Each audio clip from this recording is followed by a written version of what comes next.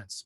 So we are delighted and honored to have with us tonight Ishmael Reed and Tennessee Reed, celebrating the release of their newly released collections of poetry published by Dalkey Archive.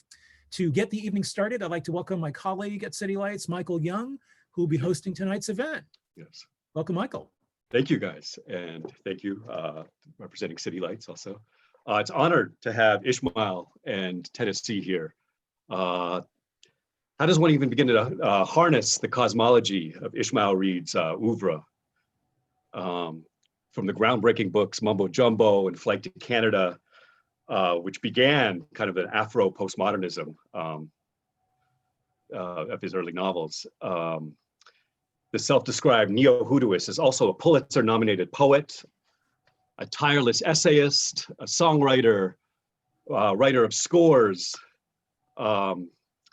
Even the late Tupac Shakur gave him a shout out in his epic rap, Still I Rise.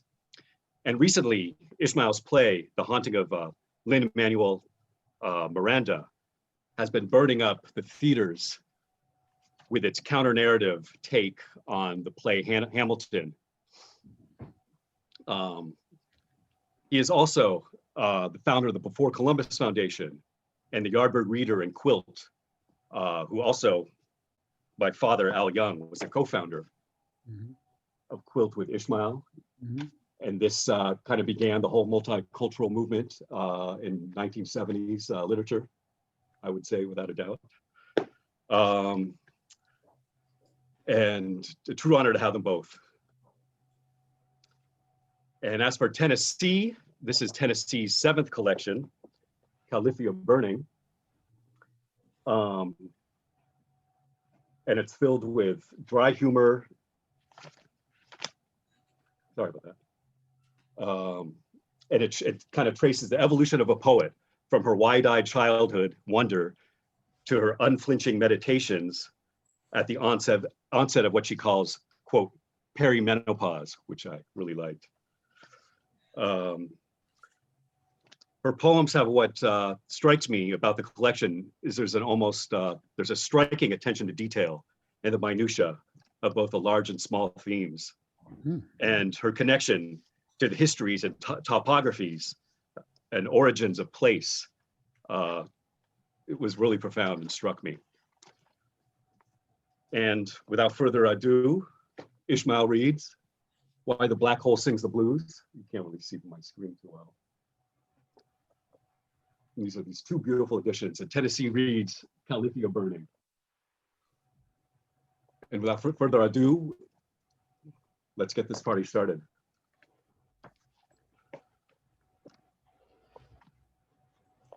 Ishmael, would you like to begin? I thought Tennessee's gonna start. Oh, okay. Good evening to you all. Thank you for joining me for my first poetry reading of my newly published book of poetry, Califia Burning, New and Selected Poems, 1987 to 2020. I would like to thank City Lights Bookstore and Publishing for hosting this event, especially after all the delays due to the COVID-19 and how it affects the publishing world. The first poem I'm going to read is called How High the Moon. I wrote this poem at the very end of 2013 and it premiered at the SF Jazz Poetry Festival in 2014. How high the moon. Did you see the pink strawberry supermoon in June, or the orange September harvest moon rising over the Oakland hills on a fogless night? What about the August Sturgeon moon that looked blue? The moon is 4.5 billion year old debris after impact between Earth and Mars. The Apollo 11 landed there in 1968. I wonder what the view looked like 238,900 miles or 1 light year away. Its crust, mantle, and core changing colors each month. From Earth, I can see its Maria or lunar plains and some of its 300,000 craters when I zoom in with my Nikon Coolpix P510. There is a face on the crescent moon in October. It was looking down at me at the DoubleTree by Hilton Hotel, Berkeley Marina, before the fog rolled in. Maybe it was Shangyi, the Chinese immortal moon goddess, who swallowed the pill of immortality. Her husband Huyi sought the Queen Mother of the West to ban the mortality punishment cursed on him by the Jade Emperor for killing his 9 sons. Shangyi rose up into the heavens until she landed on the moon.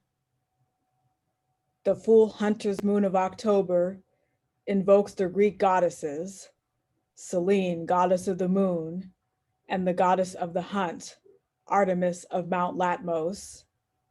They reminded us that they resurrected the island of Patmos after it had sunken into the sea.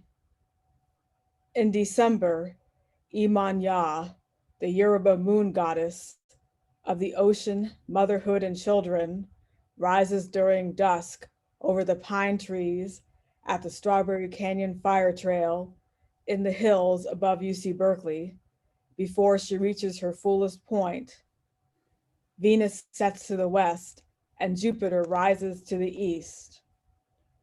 A few days later, Imanya is dressed in her fine evening gown of turquoise, orange, and black. In Brazil, people dress in white and flock to the Copacabana beach in Rio de Janeiro to offer her jewelry, perfume, combs, lipstick, white flowers, and mirrors. On the 2nd of January, the new wolf moon rises against a purple dusk sky. As it begins to wane on January 23rd, it makes a silver half circle in the morning sky. The February snow moon is my favorite. At sunset, it rises, gleaming in white and pink. In the darkness, it peeks through the black clouds, shining gold. By the time my birthday comes around, it has completely waned. As daylight savings time arrives in March, the crow moon lingers over downtown Berkeley at 4:15 in the afternoon, signaling the end of winter is near, and the crows will make their last caws of the season.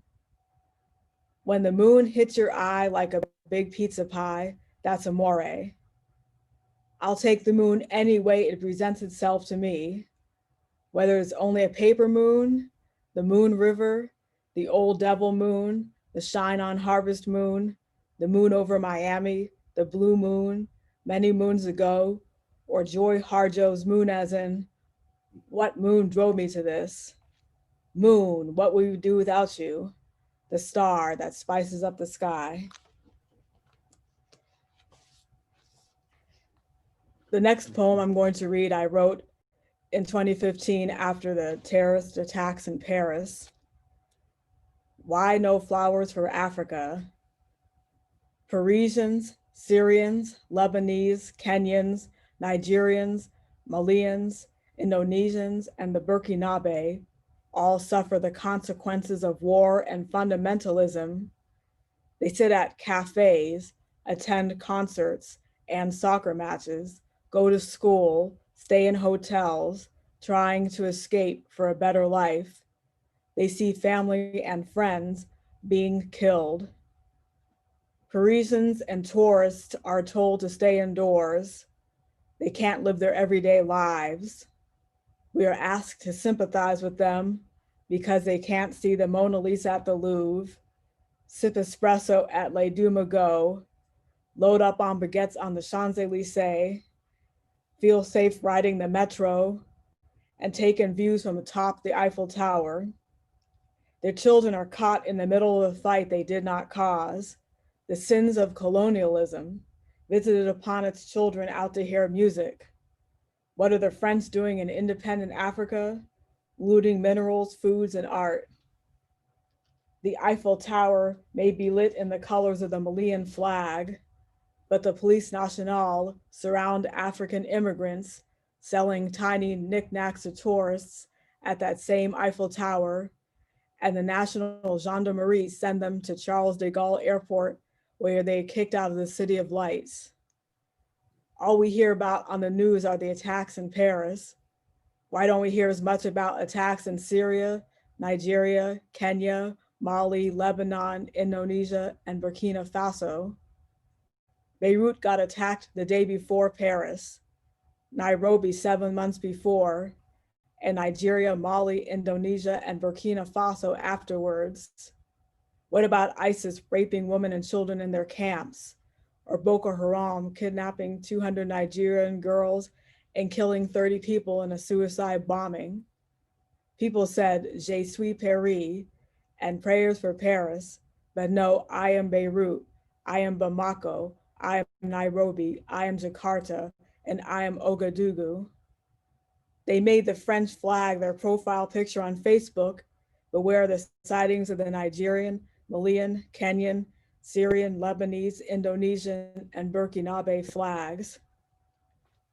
On the news, we watched a drowned Syrian child wash ashore near the Turkish resort of Bodrum, or families walking hundreds of miles to Hungary to catch a train to Austria or Germany, only to be turned back.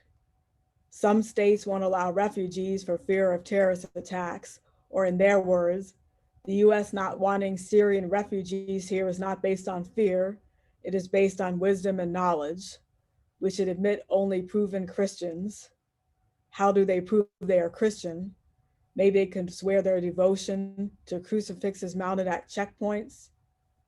A presidential candidate wants to ID Muslim citizens and shut down mosques. The Black president is called a sissy, wuss, and petulant child. Translation, updated Jim Crow terms for boy. He is called the first female president for urging restraint, even though the terrorism in Europe was done by homegrown terrorists. Someone said to me, they don't consider the Syrians people, they consider them contraband. Which immigrant families have caused more terror? Syrian families or the Bush family? When attacks happened in Lebanon, Nigeria, Kenya, Mali, Indonesia, and Burkina Faso, there were no national anthem sung, no buildings lit up in those countries' colors, no comparisons to 9/11, no moments of silence, no 24-hour news cycle on CNN or MSNBC, just their quote unquote experts who spend their lives in green rooms sampling free donuts and coffee instead of interviews with civilians, presidents, prime ministers, or experts from the countries involved. Why is a life in France worth more grief and anger than a life in Nigeria, Mali, Kenya, Lebanon, Indonesia, and Burkina Faso? Where are the world's candles, the vigils, the anthem singing, the hashtags, the letters, the flowers for these victims? This poem is called Alton Sterling and Philando Castile. I wrote this in the summer of 2016. Alton Sterling and Philando Castile killed in front of their children. Alton Sterling and Philando Castile shot for selling CDs and a broken taillight while Black. Alton Sterling and Philando Castile both had concealed weapon permits. Why is the NRA remaining silent? Because those laws only protect white people who want to shop at Walmart, get coffee at Starbucks, and attend the Republican National Convention. Even the Louisiana and Minnesota governors say that if Sterling and Castile were white, they wouldn't have been shot. Alton Sterling and Philando Castile, their children have to grow up without a father. Alton Sterling and Philando Castile, thank God for YouTube, Facebook Live, Twitter, Instagram, Snapchat, and Pinterest. Alton Sterling and Philando Castile, the white liberal go-to lines showing up on Facebook and other social media sites, object that we are playing the race card, and we have reverse racism towards the cops, or not everything is about race, and black on black crime is a higher statistic than white cops killing black people. Why don't you talk about that? And anyway, all lives matter. Alton Sterling and Philando Castile, someone I know, observed, the police are asking for warfare in this country. Black people aren't going to take this much longer. On July 7th, 2016, people protest in Oakland, California, New York City, Washington, D.C., Chicago, St. Paul, Minnesota, Baton Rouge, Louisiana, and Dallas, Texas. Protesters vandalized a police station and blocked the I-880 freeway in Oakland for hours. In Washington, D.C., they shout over Congressman John Lewis. On CNN, the protesters are told to remain peaceful. Why don't they say that to the police? During the next week, 5 officers are killed and 7 are injured by a sniper near El Centro College in Dallas. In Baton Rouge, 3 cops are killed. Guns don't kill, people do. This poem I wrote is about one of my favorite cities I've been to, newer cities. NOLA, Part 1, September 2016. While horse-drawn carriages await them, tourists meander down Decatur Street in the September heat and step inside Café du Monde to cool down and enjoy coffee laced with chicory, accompanied by Meunier mix. Barges slide along the Mississippi River towards the Crescent City Bridge. Fans arrive from all over the country to watch the Raiders and Saints football game at the Mercedes-Benz Superdome, where nothing indicates 9,000 Katrina evacuees were housed there as a shelter of the last resort. Along with local musicians playing tuba, trumpet, and trombone in Jackson Square in front of St. Louis Cathedral, you can sing "No One Here Can Love or Understand Me," "Oh, What Hard Luck Stories They All Hand Me," "Pack Up All My Cares and Woe, Here I Go," "Winging Low," "Bye Bye Blackbird." Part 2, January 2018. Weather alerts predict an ice storm will arrive in the evening, causing a hard freeze. That doesn't stop us from finding Congo Square, now called Louis Armstrong Park, north of the French Quarter, where 18th and 19th century Black people, both free and enslaved, operated open markets, held meetings and African dance and drumming celebrations, and where cultural and musical events carry on those traditions today. Crows call from the massive live oak tree, otherwise the space is empty. We see no mention on site that this is where Africans were routinely bought and sold. During the mini ice storm, followed by a hard freeze, the whole city shuts down, unused to these conditions. No restaurants are open, schools are closed, people are just told to stay off roads, no one is even walking around. Outdoor music events are postponed, all flights are canceled. A boiling water alert is issued after pipes become frozen and burst. People are warned not to drink tap water, not to bathe in the hotel tubs, especially infants and children, not to brush their teeth in the sinks, and to sanitize hands after washing them. When things slowly return to normal, the French Quarter still barely has foot traffic. People stay warm at the Astor Crown Plaza Hotel's Dickie Brennan's Bourbon House and Seafood Bar, where they order old-fashioned oatmeal with brown sugar and seasonal fruit, and Greek yogurt parfait with house-made granola. The Pontchartrain Expressway to Louis Armstrong Airport finally reopens, but TSA agents announced the restrooms aren't operating past security.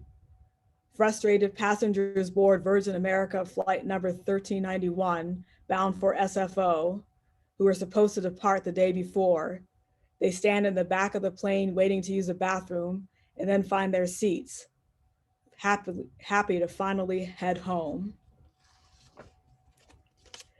This poem is what I call my pet peeves, or as a poem is called Life Lessons from the Peanut Gallery. Starting when I was a child, I have been told to be assertive when people pushed me around, and also counseled that I needed to be more self-aware, since if everyone was the same, the world would be a boring place, and not everyone is going to like you. Lessons I didn't start understanding until my mid-30s. In my teens, I was confronted with the ugly charges, diarrhea of the mouth and chatterbox. Yet I could argue the same for people who would ask me in my 20s, do you have a boyfriend? Or what or are you? Or pronounce, if you marry a Black man, a Jewish man, a white man, or an Indian man, your child will be more Black, Jewish, white, or Indian than anything else. Or if you marry a man who doesn't have learning disabilities, one child will have learning disabilities and the other won't. I was informed that when people asked these questions or made these comments, they were usually talking to themselves, as 90% of people's behaviors have nothing to do with me. Or were they offering lessons on probability theory? These kinds of questions stopped once I reached my late 20s. Instead, throughout my 30s, people would ask me, who do you think is a better writer? You or your dad? My stock answer, rewrite differently. That question stopped in my late 30s. Now I'm in my early 40s, and the question about having kids has come up again as I begin to transition into menopause. When I tell them I don't think I will be having kids, people say, well, my friend had kids in their 40s, and there are all sorts of tests to lessen the risks. When I complain about grocery store clerks at Berkeley Bowl and Safeway who tell me when I ask for assistance that I look young and strong enough to lift my own bags from the counter to the cart, even though I've had low back pain for 12 years now, I'm advised, why worry about these people? They don't have the power to do anything to you, or you will hardly cross paths with them again. Or if you expect less from people, you'll be a happier person. Or in order to have extraordinary, you have to have ordinary. Some tell me I stopped caring about what others thought of me when I turned 50. Hopefully I will internalize that lesson before reaching 50, confronted by one person's observation that humans have only been on two legs for 50,000 years, or accepting the consequences that humans may have proved to be an evolutionary error. I don't suffer fools gladly. The next poem I'm going to read is the title poem, Califia Burning, 2017 to 2018. I'm thinking back to October 9th, 2017, around 4:30 a.m. in North Oakland. My window was open. What smelled like someone barbecuing or burning wood was a Tubbs fire igniting Santa Rosa, Napa, and Lake counties, caused by eucalyptus trees, an Australian import. When one fell into a PG&E power line, it fulfilled their firebombing menace. Friends of mine had to evacuate with their 14-month-old and a second on the way. Another had only had time to grab her dog and put him in the back of the pickup truck. Smoke followed me to my classroom at Berkeley City College. At Kaiser Permanente, patients visiting internal medicine wore masks. They did so at the lab as well. At the end of the day, I walked with my neighbor and her border collie Australian Shepherd mixed dog in the landmark Mountain View Cemetery. In spite of the sun's brilliant red, San Francisco was barely visible in the distance from the haze. She is a restaurateur whose employer planned to send her to replenish Sonoma winery stock. She was not sure the trip would happen. Later on, she reported that some of her co-workers lost everything in the Tubbs fire. I think about how that hot, dry October of 2017 was not like October of 2016, when early rains kept fires away. As each fire area was discovered, it was named to aid the firefighters planning logistics. The Lyons, Hot Creek, County, Owens, and Dunnell fires were among the 58 fires named in 2018, breaking records for burning the most acreage in California history.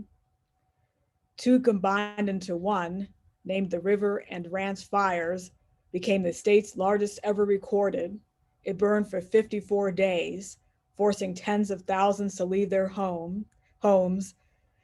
The fire acquired consciousness when it created its own wind. Much of Yosemite National Park was closed due to the Ferguson fire, sending vacationers to Mammoth Lake, Sequoia, and Kings Canyon National Parks instead. We lost some of the 1,000-year-old wonders, the giant sequoias at Mariposa Grove that I walked amongst in 2012. Fire warnings even reached the Lake Tahoe area. The Carr Fire in Shasta County, caused by a car failure, was the second deadliest fire of 2018. My middle school teacher, who lives in Redding, reported on Facebook that she was okay, although smoke surrounded her. The news report said it was 113 degrees and there was no humidity. People's eyes burned from the haze, their noses bled, and they coughed. Asthma conditions worsened, and even cats were not immune. Cars were dusted in ash. When smoky air reached the East Bay, people chose daily walks around the Bay trails because air quality seemed better than in the hills. Governor Jerry Brown called this the new normal. Trump tweeted that water could be used to fight the fires is foolishly being diverted into the Pacific Ocean. Was he suggesting that water runs from the ocean to the mountains? The campfire of November 2018 called Paradise, the town Trump called Pleasure. In Butte County alone, 86 people have been recorded as dead, and 3 are still unaccounted for. A norovirus outbreak hit shelters, sickening 145 people, and people slept in their cars out in the cold. The air quality was so bad in the Bay Area that we were told to stay indoors. Schools were closed, cable cars were shut down, and people scrambled to find masks at local drug and hardware stores. We had the worst air pollution ranking on Earth, surpassing Delhi, Beijing, Istanbul, Moscow, Buenos Aires, Paris, and Los Angeles.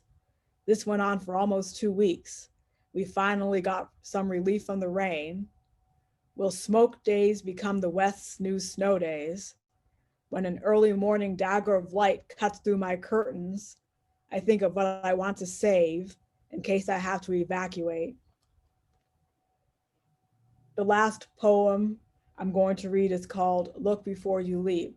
I don't know if any of you guys know the British Indian artist Anish Kapoor, who does void spaces. And he has a lot of work all over Europe, especially Italy and Portugal. I first heard of this story via Facebook on August 20th, 2018. Monday, August 13th, 2018. A 60-something-year-old man from Italy visits Anish Kapoor's Descent into Limbo, an outdoor installation of an oval-shaped hole inside the form of a freestanding concrete and stucco tube, about 20 square feet, at the Fundação de Serralves Museum of Contemporary Art in Porto, Portugal. Before entering the cube, everyone is asked to sign a disclaimer alerting them to the risk involved. Signs warn people not to come too close to the jet black oval-shaped hole in the center of the room that is so opaque it appears to have no depth. One visitor describes looking inside the circle as a dizzying experience. Guards surround the site watching for visitors who might wish to test if it is no more than a trick of the eye. The mystery is achieved through Vantablack, a material, not a paint, described as the blackest black on the planet because it absorbs light and radiation. Warfare ignites on social media about who can use the tool, as Kapoor has secured an exclusive license from Surrey Nanosystems, a British aerospace engineering and optics research facility, who said It is often described as the closest thing to a black hole we'll ever see. Kapoor's followers on Instagram write, "My first encounter stays in my memory forever. Don't get yourself spooked. Spooky, Looney Tunes, amazing," while the warring party maintains #ShareTheBlack. The 60-year-old man is evidently so compelled to stare into the abyss to discover if the pit has a bottom, he falls 8 feet down, ripping the sides off of the installation, making a hole within a hole. He definitely destroys the illusion of infinity for everyone. The man injures his back, requiring a hospital stay. Luckily, he didn't die. The exhibit is temporarily closed for repairs. The work becomes an international art world cause celeb, digitally crossing into fame through popular culture and print media, which is when I found out about it. Thank you. Thank you, Tennessee. Well, that was great.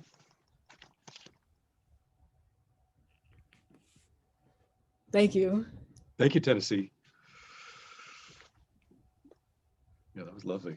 Thank you. And both our books are available at City Lights online or through the link in the chat box, just to remind everybody.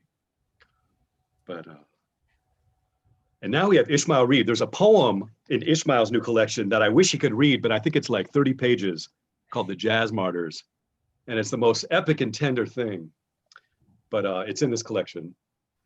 And I love this photo that Tennessee took of him in the snow. It's got this kind of noirish quality. But next up, we have Ishmael Reed, Why the Black Hole Sings the Blues. This is, excuse me, can you hear me? Yes. You can hear me, okay. I just wanted to, can you get that picture? We got it. Mhm. Okay, that's Nietzsche's house in the Swiss Alps. Wow. So I lived in Nietzsche's house for a week and wrote a poem about that experience. Wow, man. He was just a mild-mannered, he was just a mild-mannered professor collecting papers. He was no Superman. That's right. I want to read the title poem. First of all, I have two works at Audible, Audible. One is Malcolm and Me, about my meeting Malcolm X in 1962 and some of the encounters I had with him. The second was released a few days ago. It's called The Fool Who Thought Too Much. The Fool Who Thought Too Much, which takes place in late 1700s Germany. And it's about fools and their fight with the Enlightenment, which tried to put them out of business. But fools are irrepressible. And you'll find out, it's like a fairy tale. Mhm. Because people are calling me, these ages are calling me, curmudgeon and an old timer. And my first experience with literature was reading fairy tales in the projects, 416D Willard Park Courts in Buffalo, New York. I would remain in my room for hours reading fairy tales. So I guess this is a sign of my second childhood that I've actually written one. I also have The Haunting of Lin-Manuel Miranda, very controversial play. That's, you can find it. It's, you may have it at City Lights. It's published by Powerhouse, which is a division of Simon Schuster. So I'm going to read from Why the Black Hole Sings the Blues. And I get these alerts from astronomy alerts every day. And I ran across an item that got me to write this poem. And it says, in musical terms, the pitch of the sound generated by the black hole translates into note of B flat.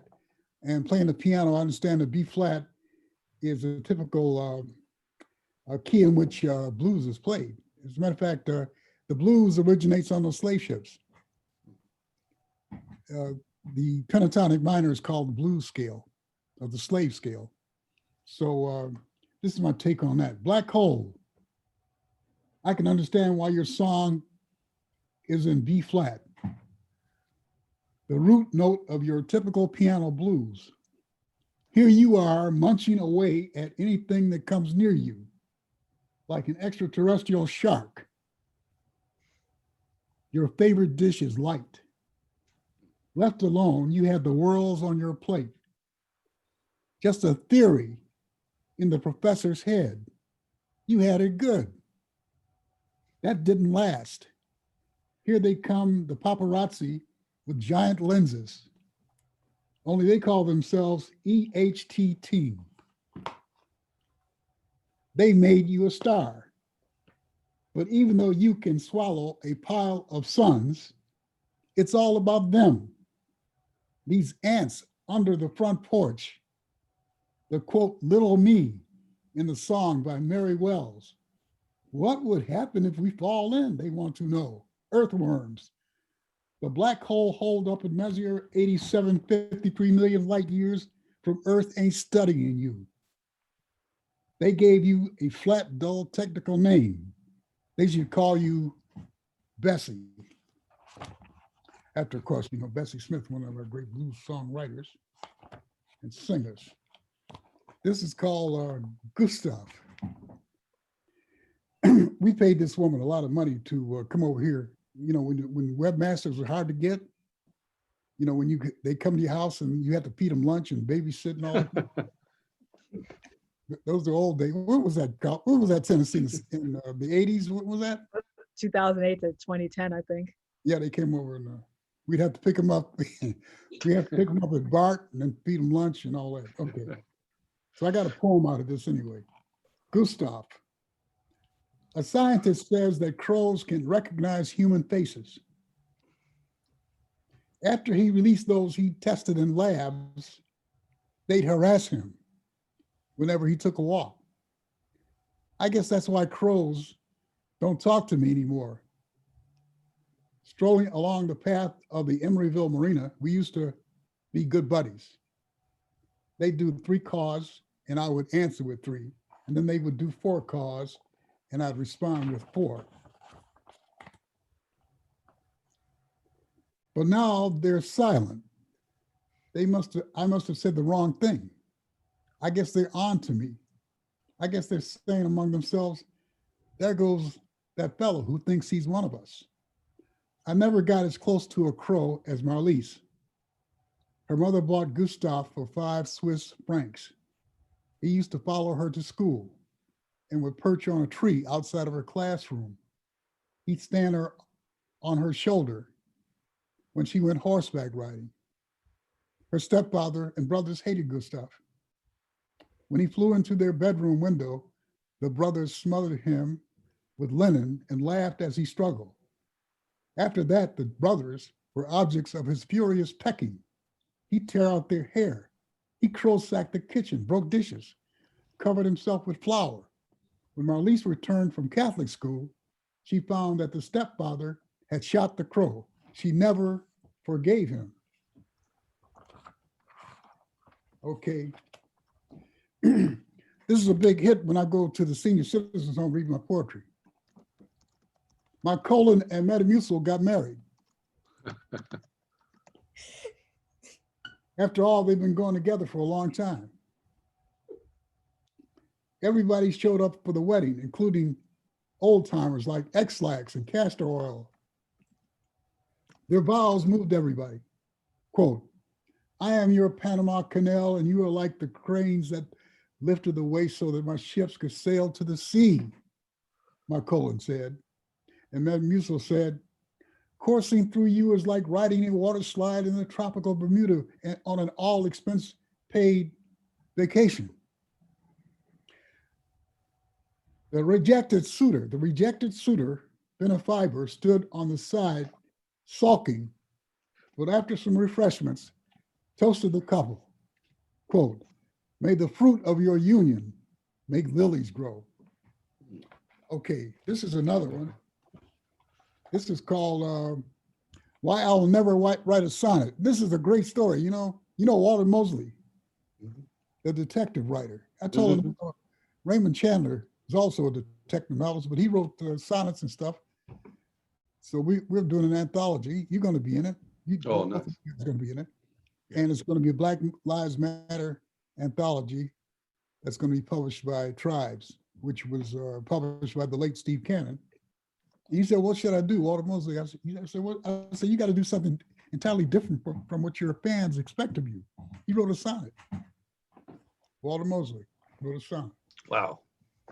Why I will never write a sonnet. The draw of the form I fail to see, the 14 lines which poets have groped. Too many birds, too many trees, too many hallmark. How do I love these? An exception might be Milton's poke at the bloody Piedmontese.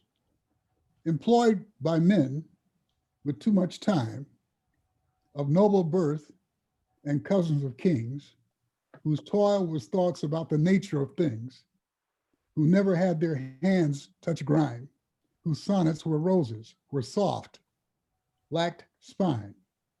Claude McKay made a sonnet fight. So students of verse give the Jamaican his props. His sonnet, like Hard Bob, had some spunk, like Silver's left hand on Opus de Funk. But even with this, I can't get on it. So take this, critics, as a bee in your bonnet. You are reading a man who will never write a sonnet. Okay. It's going to take you a while, I guess, to get that. Anyway. Okay. This is a song I wrote for the Nigerian singer. He's very popular. He sang it at a concert. What's his name? Recently passed in Paris. It's called Prayer for a Nigerian Official. The prayer of a Nigerian official. Some pray to Allah, some pray to Jesus, some pray to Allah, some pray to Jesus, some pray to Olodumare.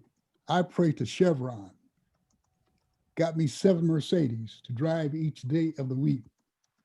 All I have to do is lick Big Oil, lick it between his cheeks.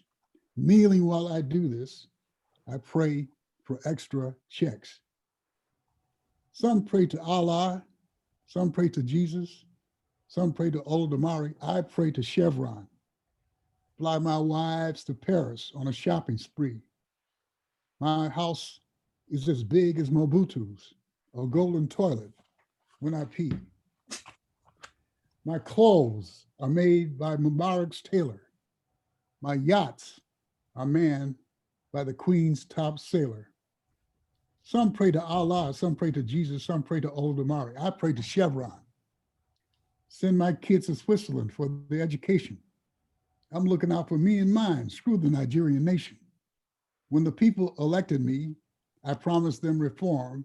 Now they're rioting against me, wishing I was never born.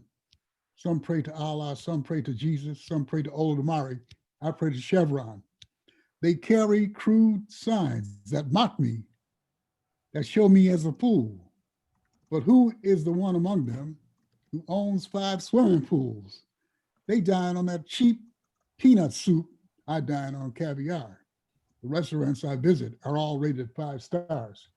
Some pray to Allah, some pray to Jesus, some pray to Olodumare. I pray to Chevron. They still talk about that party I threw. It's quite a marvelous event. Women came wearing Christian Dior and showing off their sables. Teenage whores from Saudi Arabia. Champagne from platinum faucets. Everything top shelf. Servants from Indonesia. 100 prize-winning chefs. Some pray to Allah, some pray to Jesus, some pray to Olodumare. I pray to Chevron. The big bosses at Chevron Oil are my lords and saviors. I toil to serve them loyally. They give money and favors. They're the ones who paid my fast ascent. And who knows, one day I might be president. Okay. This is called Scrub Jays. Scrub Jays. Free as a bird you wish, grounded and cross old man, glaring from the kitchen window as I stab my beak into the choice apples at the top of your tree. You can ball your fists all you want. You can grit your plastic teeth, but there's nothing that you can do about it. What good are apples to old men anyway? You have lost your bite. You have run out of ladders to climb. Your ultrasonic solar-powered animal repellent, the Honda among dissuaders, might rid your garden of the capo cats, but the banded raccoons figured out that one within 48 hours. Getting rid of one pest only invites others. You're in your 70s and you haven't learned that?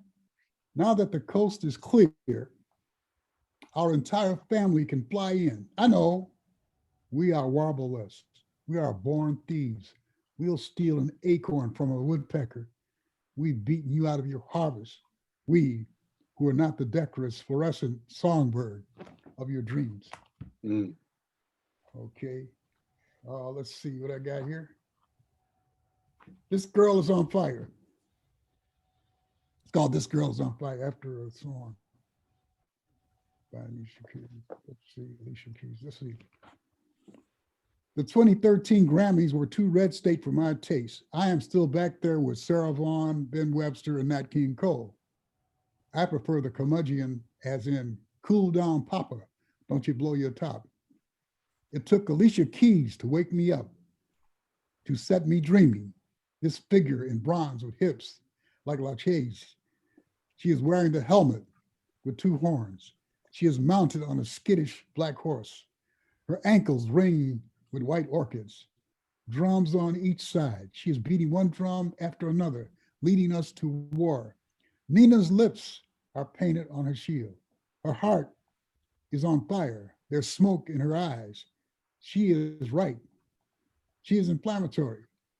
She is combustible. She is an erupting sun flare. We are cave people rubbing sticks together. She is the soaring firebird bearing down on Chelyabinsk, setting off car alarms, dogs howling, crying babies. She is TNT's sister. Next time there's a blackout in New York, don't call Con Ed, call Alicia Keys. Yeah. Okay, I wrote this basketball poem. I got interested in basketball after being a snob for decades. I wanted to watch Michael Jordan's last games, and I just got hooked on basketball. So I wrote a basketball poem and got invited down to the Warriors place where they practice, and they made a special sweater for me. It says Reed 44. Yep. So, you know, that was like the high point of writing poetry that, you know, that you'd ever get. And it's called The Warriors. Life will not always favor you with 3-pointers. Sometimes you have to take it to the paint. Not only will the opposing team commit flagrants, so will those who pose as impartial. There are times when you must speak up, even if it means drawing a technical on your job, or the face of injustice, or standing up to a bully. You won't always get the free throws that you think you deserve. In that case, let the ball do your talking. It's better to be a team player than a ball hogger. Oh, Jesus. I love it. Deliberate passing of the ball until the best shot is available is just as important as spectacular fast breaks and layups. In other words, think before you act. All of us have had our fourth quarters when we're down and there are a few seconds to go. Be like the Warriors, never be deflated. Someone in your corner might come through for you. If you're the best, you're going to bring out the best in others. Never underestimate your opponent, no matter how much their losses outnumber their wins. Regardless of heights that you reach, the records broken, the MVP awards, there will always be critics, even those without a ring. Don't kick a hole into the wall because you lost. There's always the next game. Though not as crowd pleasing, a solid defense is as important as a dazzling offense. It's not always about you. It's about the children in the hospitals whom you visit. It's about the high schoolers who look up to you. It's about the poor who receive turkeys from you at Christmas. It's about the fans who will brave a hurricane to cheer you on. Warriors, warriors. Okay, I'm sorry for that interruption. Let's see. Maybe I'll read some of my Nietzsche poem.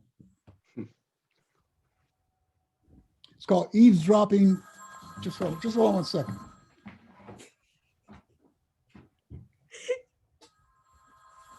Realism. I like it.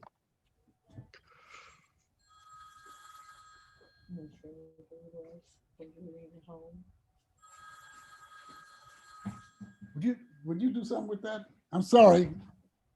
Here we go. Jesus. Okay, Eavesdropping on the Gods for Elizabeth and Professor Peter Andre Bloch.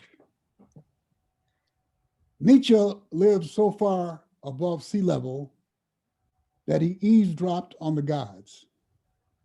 In the bedroom of the white farmhouse surrounded by white mountains, captured in Giovanni Giacometti's Snow Mountains. More Olympian than the gods, he struggled with Apollo and Dionysus, the Ethiopian, quote, who came from the south, the god of mass hysteria, who drove the daughters of Minos mad, who drove the women of Argos mad, all because they didn't like to party.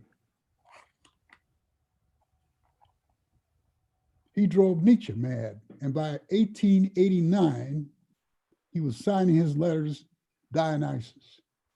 But most of the time, he was Apollonian. He was a professor who trimmed his beard, designed a syllabus, attended faculty dinners and conferences where they talked about Hegel. He might have wished to be roaming the world with a nasty crew, maybe like the scene in Selvin's Ultima, a bunch of winos, high on rotgut, wild Troyan in Nazi boots, dancing to hard rock, everybody infused with meth, eating animals without cooking them, and satyrs on Harley Davidsons who didn't need Viagra. But when awake, Nietzsche had gastrointestinal issues. He farted a lot, had failing eyesight, migraines. Some would call him a weakling, a mama's boy, wishing that he was the Obermensch, like swaggering Schwarzenegger after an injection of steroids. The grade B Zarathustra, Kurt Wilhelm's friend, quote, I would invite him to my wedding, Arnold said of Wilhelm. Nietzsche wanted to hang out with the Mina women in Dahomey playing drums, but no song and dance man he, no Teutonic knight either. He preferred the teacher's ruler to the bayonet, a chicken hawk. He loved the Greeks, but could sound like a backwater Manichee. In a long letter to his mom dated October 1872, he wrote, quote, there I dine in my hotel, where I already find a few companions for the trip the next day. They include, unfortunately, a Jew. Peter put us up in the cellar apartment at Nietzsche House. I imagine Nietzsche upstairs, dreaming of Siegfried while sharpening pencils. In Sils Maria, in San Moritz, the former farm town, God, excuse me. Jesus, whose farmers' snow sleds have been replaced by Rolls Royces. But the next morning, his Dionysian was exhausted. He was back to preparing a lecture, placing papers in a briefcase, wiping his glasses, and lunching at Frau Dirch's. Corned beef, crisp bread, sardines, eggs, tea, and hot water. At Peter's house, Elizabeth fed us spaghetti, cheeses, fruits, and ice cream. Neela, his golden lab, barked at departed relatives because the dog knows that after death, we leave our scents behind. He is a spirit on spirit patrol in Peter's house, where we talk about the Yosemite family. Okay, it's a long poem. I'll end it there, but it's a very long poem here. Thank you. Okay, I'm gonna read, let's see, one more poem. And this poem is called Cole Paul Ryan. Cole Paul Ryan, as you know, Paul Ryan was a former Speaker of the House, okay? Gil Scott Heron, you spoke of winter in America. But the winter in America is not as cold as the winter in Paul Ryan's soul. Paul Ryan is so cold that the Penguins honored him with an ice statue. Paul Ryan is so cold that when his colleagues have a meeting with him, they bring space heaters.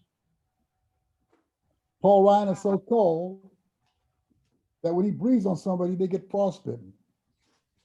Paul Ryan is so cold that his nickname in high school was 32 degrees Fahrenheit.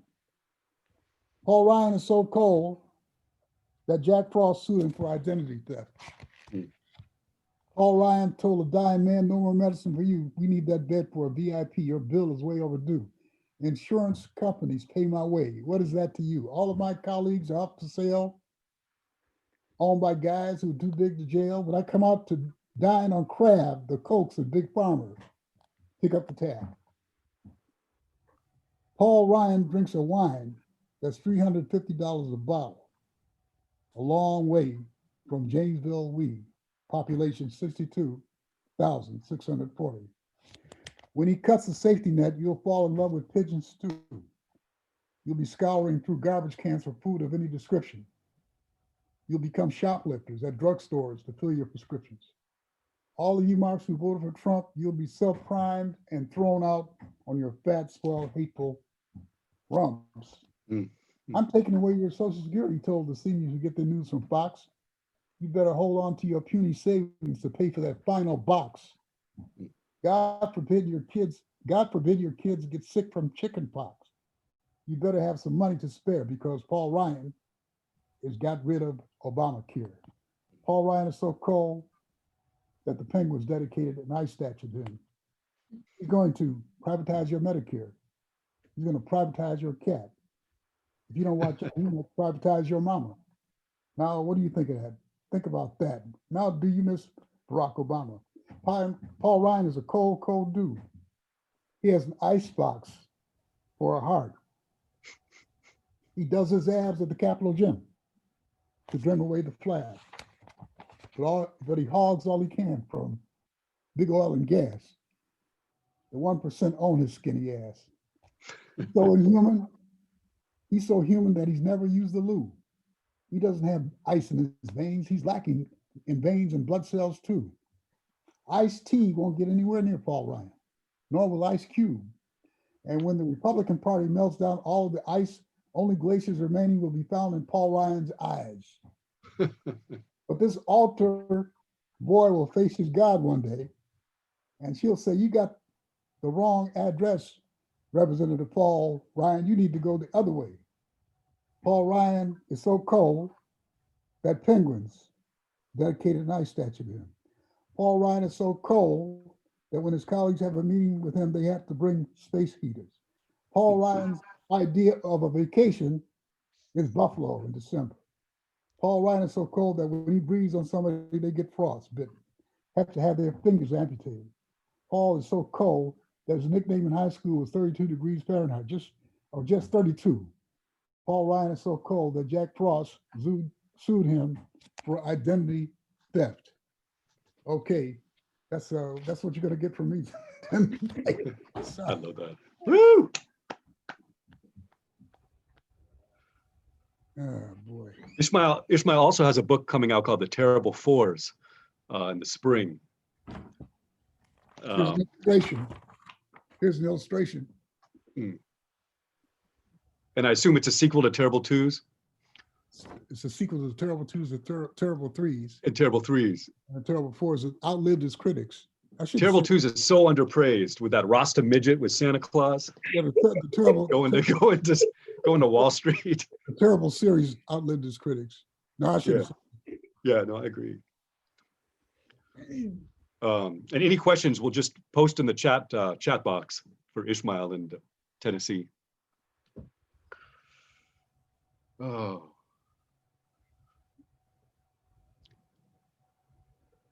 Let me see what it says here. We need a poem like that for the inauguration, Ishmael. That's what someone wrote. Great stuff. Yeah, well, he didn't have a poet. I think that was a sign that his regime was going to be a disaster. Yeah. He didn't have he didn't have an inaugural poet. You notice that? Oh, that's true. Someone just asked, what do you make of Biden and Harris? I don't know if you want to steer into that territory. Kamala. Yeah. She's I mean, she got some flack for her role as a prosecutor, but she sure did go after the banks. Mm-hmm. I think, which is like too subtle for a lot of people to understand it.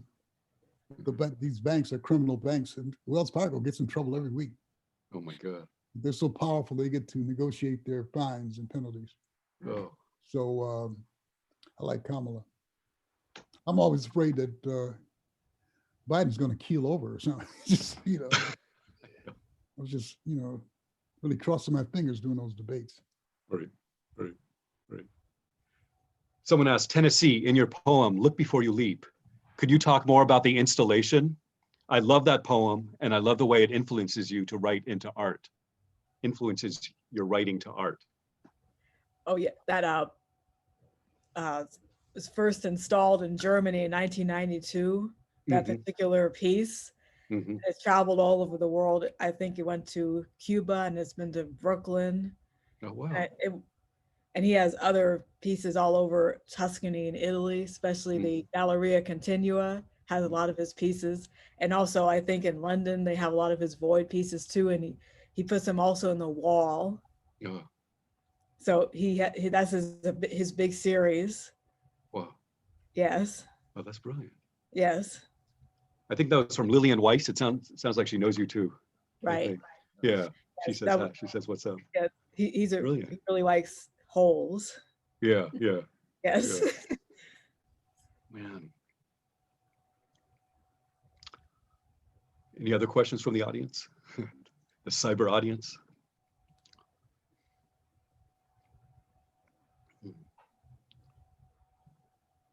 Let me see.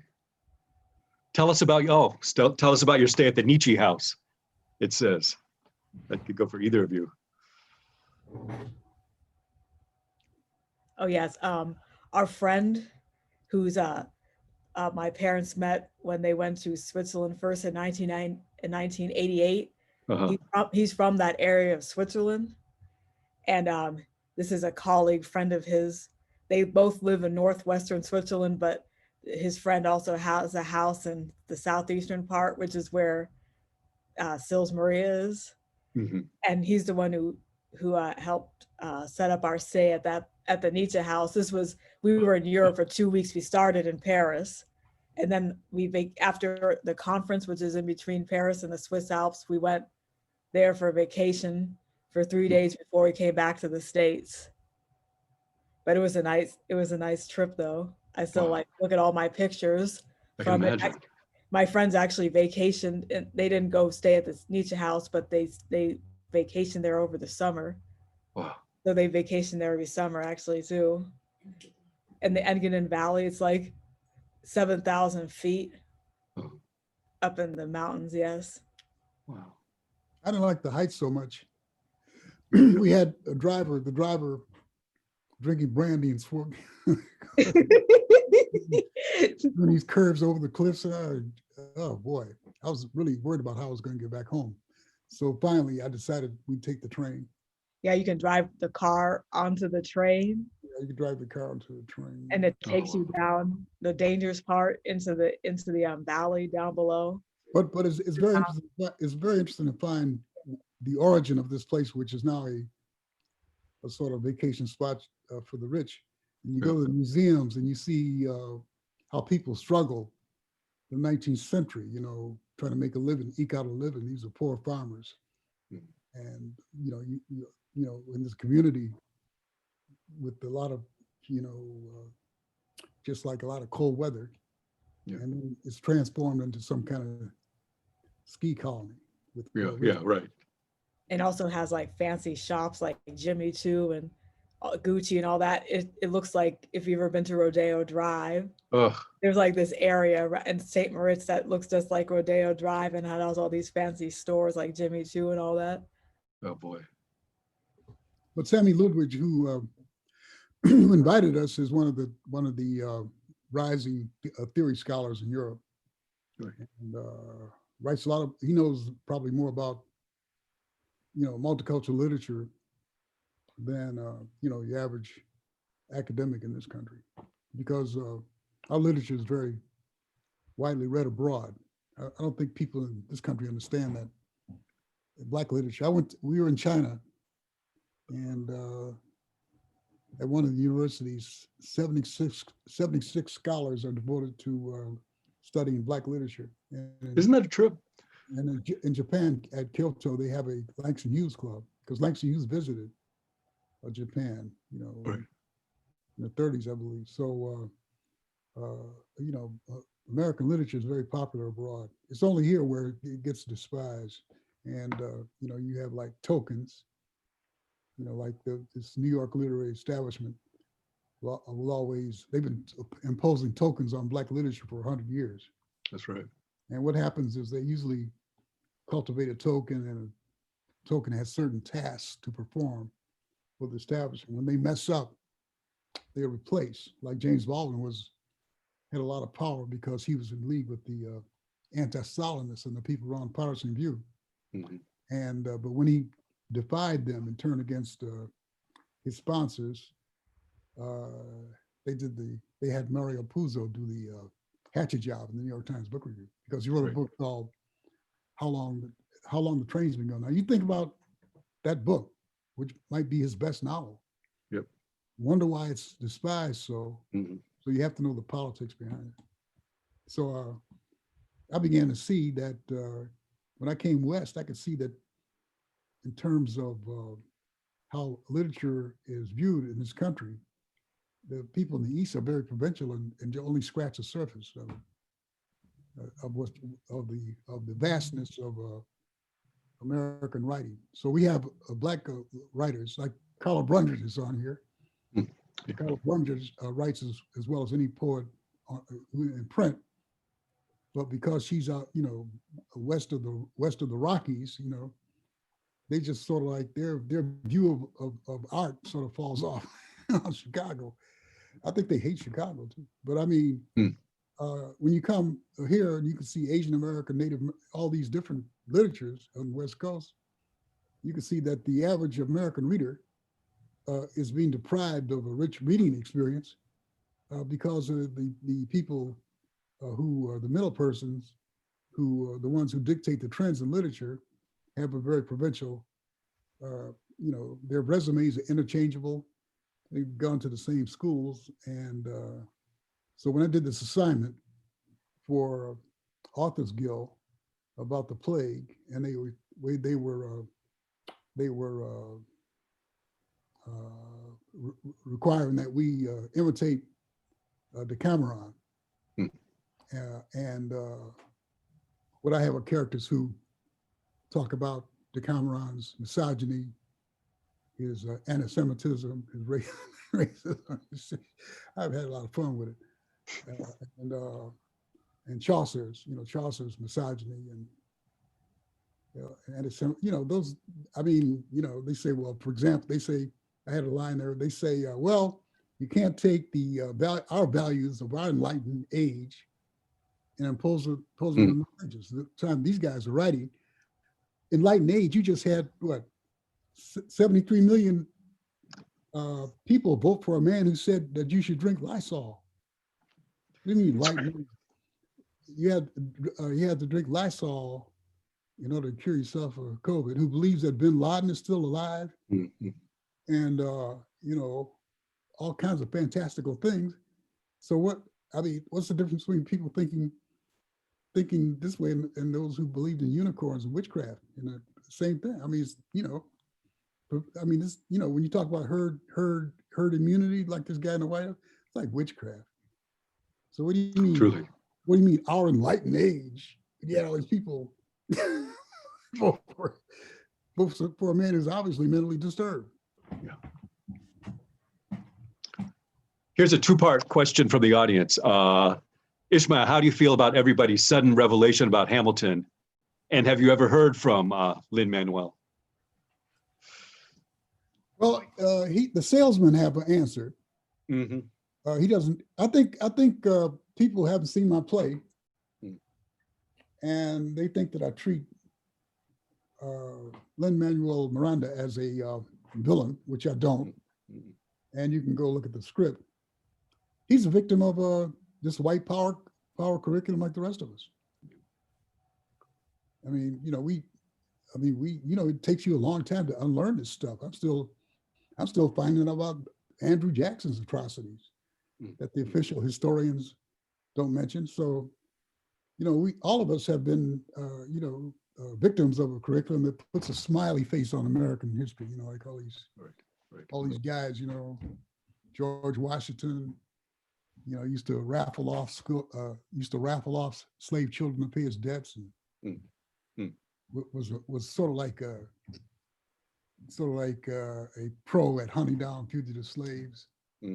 Read Never Caught. There's a book called Never Caught by Ona Judge, where he tried to find her whereabouts. One of the friends of Martha Washington found her on the street and said, why'd you leave Mount Vernon? You had your own room. You know, so all this stuff is being uncovered, but it was the women. I mean, I got the Dickens, you know, I got put down in the New York Times after the play was reviewed in the New York Times. They had a whole list. I mean, a lot of attacks. Yeah. And Broadway, what do you call it? There's a trade magazine of the theater world. They all jumped on, you know. But these people were educated to be Europeans. Yeah. They don't know anything about American history. Right. They were taught to revere, you know, to study the War of the Roses. They don't know anything about Civil War. They don't know anything about the back. So I mean, my great great grandmother was a slave. So I mean, I have an intimate relationship with that history. So you know, it wasn't a problem for me to discover the real background of Alexander Hamilton. But there are women who were the first to point this out. Yeah. And as a matter of fact, the one who finally, from the Schuyler historic site, who finally in the Times a couple of weeks ago talked about, you know, Hamilton's relationship with slavery is more extensive than I had. I mean, I only scratched the surface, but she went into documents and sales receipts and found that, you know, Hamilton was not an abolitionist. First they said he was an abolitionist, but Annette Gordon Reed, who was on the payroll of the Hamilton people, said that, well, he wasn't exactly an abolitionist. And they said, well, he was opposed to slavery. Well, you know, when the Haitians rebelled against the French, Jefferson and Hamilton sided with the French slaveholders. So the guy was enslaved in the slave industry all of his life. But they're still promoting this thing because it's a $1 billion thing, you know? Everybody's getting paid this Hamilton thing. It's like bigger than General Motors or someplace. So it's hard to penetrate this with the truth, but that's our role. That's what we used to industry, do. Yeah. That's what we do. I mean, you look at Lawrence Ferlinghetti. I always talk about that Eisenhower dinner, man. When I was a kid, I read that. I said, boy, I mean, what's wrong with this guy?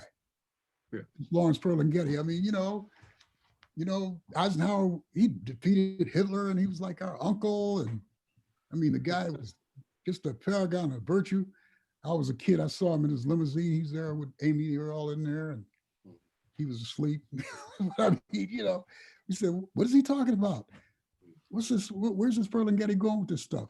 And then I found out, I read Eisenhower Declassified and some other stuff, and Ferlinghetti was back there. He nailed that guy. He nailed him. And that's one thing the Beats did. You know, I mean, they were not only poets, but muckrakers. You know, they called out the rich and the powerful. And I think American poets have gotten away with that, gotten away from that. Let's put it that way, because the stuff I read in the anthologies is unreadable. Oh my God. I mean, it's hard. I can't even say, you know, I give up. Like somebody gives you a riddle, I say, I give up, you know. So, I mean, the Black poets have continued this tradition in hip hop. And of course, you had Sonia Sanchez and all those people from the 60s, Amiri. So Blacks continue that. But I mean, I think that Amiri got ostracized for his 9/11 poem, you know, by mainstream. He was never Nathan Zach accepted after that. Nathan Zach, well, Nathan Zach was the great Israeli poet who died. He was obituary in Times a few days ago. He invited all of us to Israel for a international poetry conference. So we went over there, and Nathan Zach was upset because Amiri couldn't attend. Yeah, good. At the time, they had this big controversy over here. You know, I mean, that poem was ambiguous. I mean, you could take both sides on the poem, but what I'm saying is that the people in the Israeli literary society, the elite, wanted him over there for the conference. Yeah, he lost his post as poet laureate of New Jersey, you know. Well, I mean, there's no poet laureate just think about that, poet laureate of New Jersey. But I mean, now they're selling his books for Christmas gifts. I mean, New York Times. That's right. SOS, right. Which despised him. Yep. They brought in our friend Gates from Harvard to do a hatchet job on his work. And this woman said he was all she could say about Dutchman was it was deeply misogynistic, you know. And they said, oh, now SOS, this book that, you know, that they published, that I think it was published after his death, SOS. Yeah, it's SOS. Yeah. They're pushing it for Christmas gifts. It's amazing. I mean, after all that, they recommend it for Christmas gifts. So, you know, they can sell anything. They're selling, we're doing this anthology, they're selling Black Lives Matter. I mean, you have these very professionally done, almost artistic commercials on TV about Black Lives Matter, and then you say General Motors in the background. They're selling Exactly. they're selling some product, you know. Right. So they can sell anything. Yeah. More predatory capitalism. Let me see, more questions. Joy Harjo for head of state, someone wrote. What else? What about Joy Harjo? Oh, someone wants her for head of state. That's an earlier. I published Joy Harjo 40 years ago. I published. Did you? I thought you did. What moon drove me to this? Right. Someone else wrote, Aaron Burr is an ancestor. He believed by some to have been more democratic for his day. Look, I'll tell you about, this is my last word in Hamilton. New York was a perfect place for Hamilton to become a hit.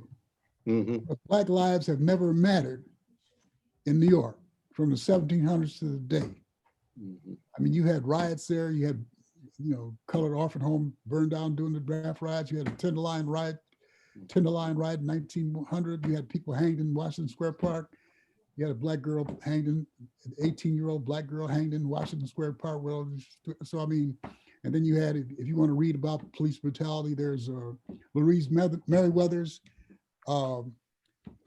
Daddy Was a Number Runner, which got overlooked because everybody was doing Baldwin. You know, I tell these people, I tell liberals, I say, there are a lot of writers who wrote as well as Baldwin. Oh, you what? What do you mean? You know, I mean, there are a whole bunch of them. That's what happens with tokenism. The whole generation gets overshadowed because people with money and with power create these tokens. But anyway, in her book, she's 95. She just had the virus. I said, why don't you guys in the New York Times do something about her? You know, you got amateurs who get everything wrong in the New York Times book. I have a dialogue with some of these people. I said, you know, why are Black critics like the Negro League still? And we just gave an award to Eleanor Traylor, Howard University, who's been a critic for So I never seen the byline of a major black critic in none of those publications. They bring in amateurs, and what they do is they Columbus somebody. Right. Columbus somebody. So last week somebody said, well, Ann Spencer, she's forgotten. No, black people, we know about Ann Spencer. Or they'll say, William Melvin Kelley, a forgotten giant. No, William Melvin Kelley, a forgotten giant. Exactly. Thinking, I remember that big piece in the New Yorker. Yeah.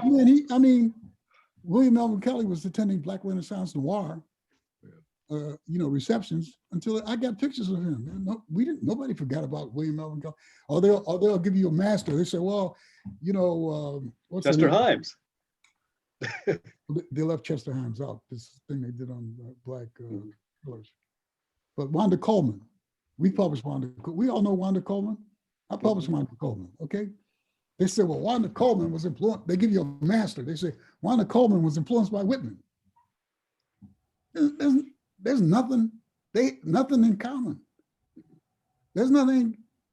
Wanda Coleman ain't got nothing to do with no Whitman, but they have to give you, they want to keep us in the 50s, which was a period of imitation. Right. They insist that we stay in the 1950s with Faulkner. You know what Faulkner said? If he said it came between black people and Negroes in Mississippi, he'd go out and side of Mississippi if it meant killing and shooting all the Negroes, man.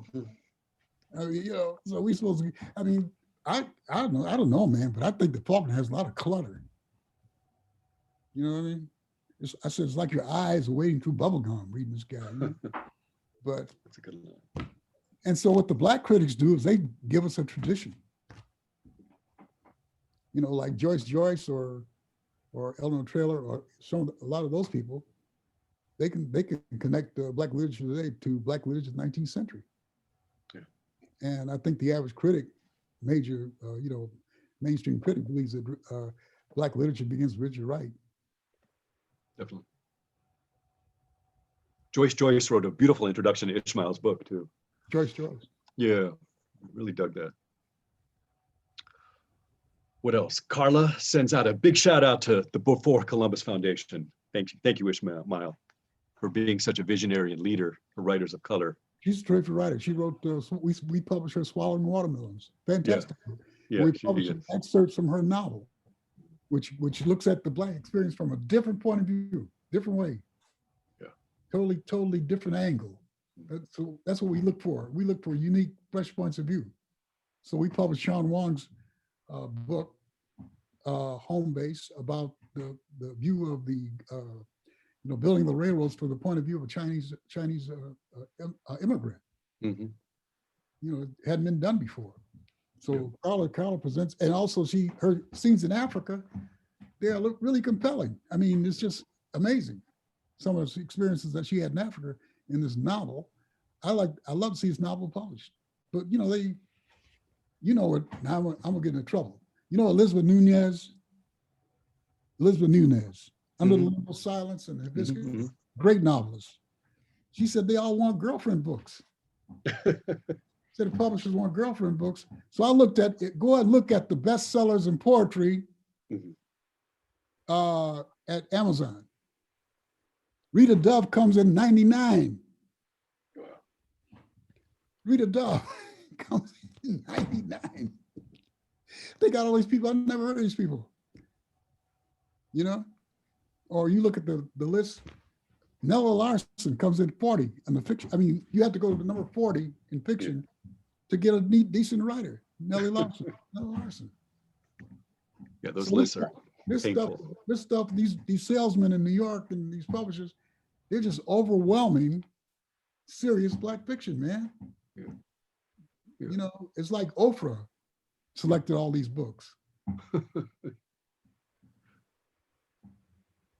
true. Let me see. There's one above Carla's comment that's interesting, this question. Which one's that? The one about the current attitudes about free expression. Oh yeah. The current culture seems much more thin-skinned about irrelevant and offensive content than the world that embraced Mumbo Jumbo. Amen to that. Yeah. Well, they accuse us of cancel culture. Mm-hmm. What cancel culture? I mean, these are people trying to get rid of ethnic studies in Arizona. Right. You know, I mean, I was talking to my friend there. He remained on. He comes on the morning show, the Scarborough thing and they were jumping on. There's some big incident out at Princeton about some guy feels that the cancel culture, or, you know, black people just getting too brazen or whatever. I said, you look at the Princeton catalog. I mean, the faculty devoted to so-called Western, what Americans call Western civilization, is bigger than General Motors. Yet I watch Bill Maher. You know, Bill Maher has an audience bigger than all the Black, Latino, Native American people in history of North America. Every week he has a bigger audience than that. And he's saying, this cancel culture, they're limiting our speech. He didn't get invited to Berkeley. That was a mistake. Berkeley should have really invited, not cancel his invitation, because it destroyed him as a comedian. I mean, he used to be funny, but he's obsessed with that every week, the cancel culture. Yeah, I've seen that. And people are, interfering with our, this guy's got millions of people looking at him, man. What's he complaining about? Our stuff is the stuff that's being suppressed. They just voted down affirmative action here in California. Who benefits from California? A whole lot of people. Right. When affirmative action was done away with, there was a decline in white women on the faculty. Did you all know that? Because I wrote something that Mother Jones said they're going to publish. Well, I said affirmative action. And you got people who've been prodded by some guy at Harvard to take away affirmative action. And they're using some Chinese American students. Those Chinese American students wouldn't be at Harvard without the civil rights movement. Okay, that's that old divide and conquer stuff, So who's being silenced? I mean, I know a lot of great Latino writers. You don't hear about them, man. I mean, people being deprived of reading material because of these guys in the East who went to Harvard and Princeton.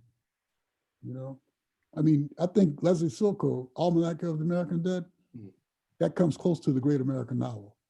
Or Margaret Walker's Jubilee comes close. Margaret Walker's Jubilee should be taught in tandem with Uncle Tom's Cabin. I mean, Harriet Beecher Stowe is looking from the outside, and Margaret Walker is looking from the inside, because her family had some of that oral history is from her family. That is a great novel. Took her 30 years to write. Nobody knows about her. She was contemporary of Baldwin. They all talk about Baldwin because Baldwin said that he's going to redeem them. So now there are two routes that you can take. You can write a girlfriend book, which I can, or you can write. You can write. You got it in you-ish. You can write a how-to book. Yeah. How to get along with black folks. That George Floyd $20 counterfeit bill has generated $1 billion industry. Right. He had $20. And now, I mean, all the stuff that's coming as a result of that. So how to get along with white people is the new yoga, and everybody's onto that. Yeah. And you have to give like a 12-step program or something about that. You can do the new that. yoga. That is so that. true. You can do that. But when he rebelled against them, they dropped him. And Al Young, your father, and I printed a interview by Truman Capote. And he's talking about how people treating him like excrement. That's the first thing I saw. Look at that. You can't really see on this camera. Yeah, they still talk about that essay. Truman Capote on Black culture. An interview by Cecil Brown. Yeah, Cecil Brown interviewed Truman. I mean, that's cognitive dissonance right there. But Rolling Stone wouldn't print it. Yeah. Rolling Stone wouldn't print it. Wow. I saw the 50 years of rock and roll on the cover of Rolling Stone. Oh, that was painful. Two black guys, two black people. Two black guys. Jimi Hendrix and Chuck Berry. Yeah.